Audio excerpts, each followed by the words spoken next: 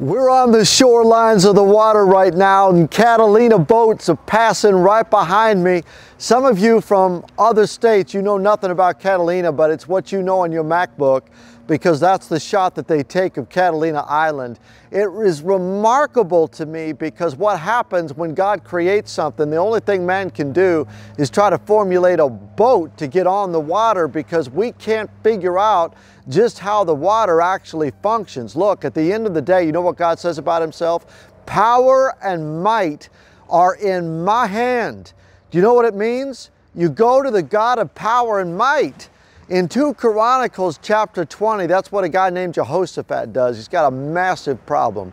There's an army coming, and it's an army trifecta. It's the men of Mount Moab and Mount Seir, people of Ammon, and they're coming, they're going to destroy a small people group called the Israelites.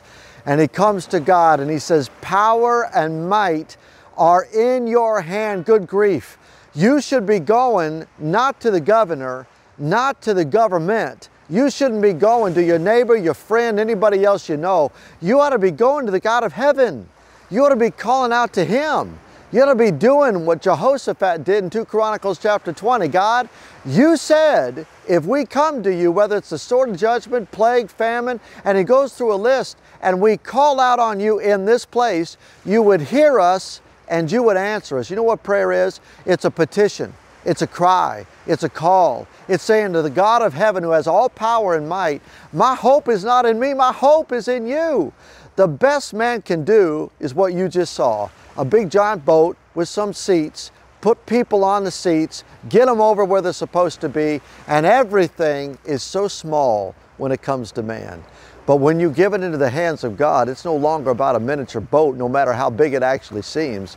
It's about the God who made the actual sea and says, how about you put your little problem into my big hand and let my big hand settle your little problem. My friend, prayer is something you gotta do. Not something you want to do, not something you even need to do, it's something you have to do. Because when God goes to work, he's going to answer you just like he did Jehoshaphat. Battle is not yours. God says, battle is mine. I'll handle the problem. That's where prayer begins, and it's where prayer always ends. The hand of the living God moving on your behalf for his kingdom and his will.